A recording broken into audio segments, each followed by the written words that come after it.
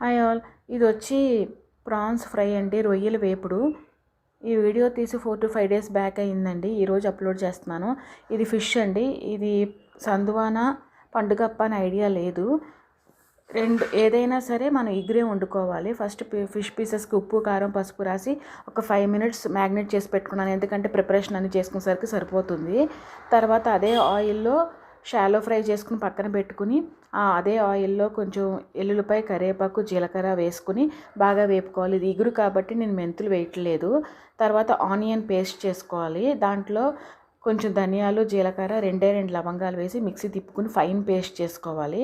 తర్వాత ఏదైతే ఎల్లుల్లిపాయలు బాగా వేగిన తర్వాత ఉల్లిపాయ కూడా వేసి బాగా వేగిన తర్వాత దాంట్లో ఉప్పు కారం వేసుకుని, ఫిష్ పీసెస్లో ఆల్రెడీ ఉప్పు కారం ఉంది కాబట్టి కొంచెం చూసుకుని యాడ్ చేసుకోండి. తలకాయ కూడా వేసుకుని బాగా మగ్గనిచ్చుకోవాలి. ఆయిల్ బాగా తేలిన తర్వాత, అంటే పచ్చివాసన పోయిన తర్వాత ఒక 1 glass వాటర్, చిన్న గ్లాస్తో వాటర్ వేసానండి.